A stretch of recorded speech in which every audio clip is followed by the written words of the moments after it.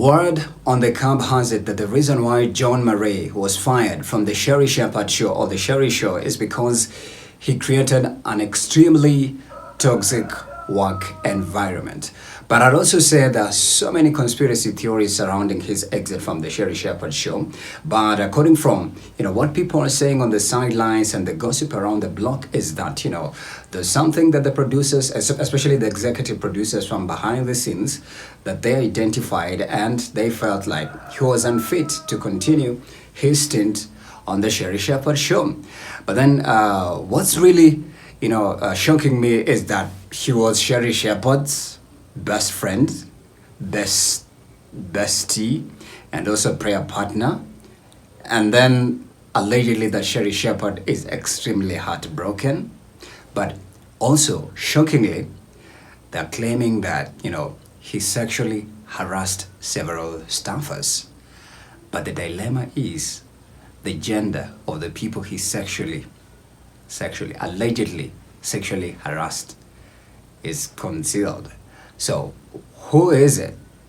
And I hear as well before that, there was rumors that the reason why apparently he was also fired that contributed to his, being his yancation from the Sherri Shepherd show situation is that he at some point, put out a public, contribution kitty for his mom's birthday, celebration, which I believe isn't a bad thing. But according to, what they said is that they felt like, it gave bad PR to Debma Mercury, who are the executive producers of the Sherri Shepherd show. But I also refuse to believe that the Sherri Shepherd show or the Sherri show is an extension of the Wendy Williams.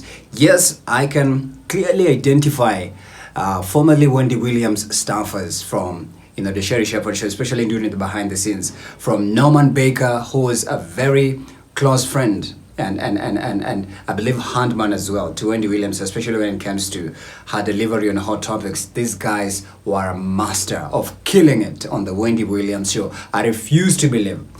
Sometimes Sherri is funny, sometimes she's not. Sometimes I fail to understand what exactly is happening. But one thing I can acknowledge and give credit for that show is that the infographics, and especially in its 4th season premiere, they look amazing. The text, the transitions, the lighting, the studio setup, the ambience, and just the music, it's divine.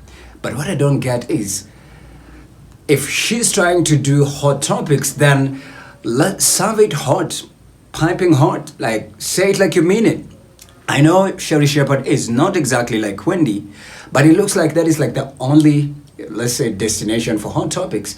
On the other side, a lot of people are saying they're not feeling the Kelly Clarkson show. But I'd say Kelly Clarkson is somehow a little bit relatable because she ends up with, live performances. She can hold a conversation till the very end, and at least she but I also don't get the Jennifer Hudson show. But one thing I can tell you is that, the executive producers who give talk shows to some of these personalities, they always have an agenda. They'll never just pick. There are so many people who deserve to have talk shows in the United States and even in the whole entire world, But they have specific agendas. And I'm sure there's an agenda behind the Jennifer Hudson show. I love Jennifer Hudson. She's a powerhouse when it comes to music. But the talk show, bruv. Anyways, it's not coming from me. There's been a lot of reactions and people expressing, saying she's a bad interviewer, she's the worst, and the guests that feature on that show, they come ready for just daftiness. Did you know that? How did you come up with that? But Jennifer Hudson is a beautiful woman, bruv. And apparently, interestingly as well, is her ratings are higher than all these, let's say, professional talk shows. And good Lord, the Drew Barrymore show, do you guys watch it?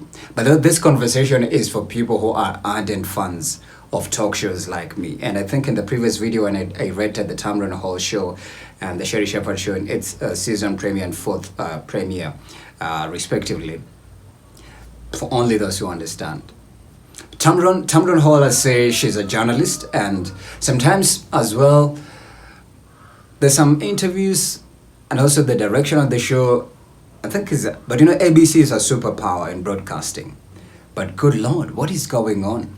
A lot of people are saying the Sherri Shepherd show will be cancelled before the Jennifer Hudson and Tamron Hall. But I pray she makes it at least to season 5 before they yank her off the air, because sometimes I just don't get it. But she's a conversationalist. Sometimes I don't get the humor, but sometimes I get it. But yeah, there'll always be things around the block. But toxicity in the workspace is a thing, especially in media. Even in the Wendy Williams show, even in the Ellen DeGeneres show, even in the Jimmy Kimmel show.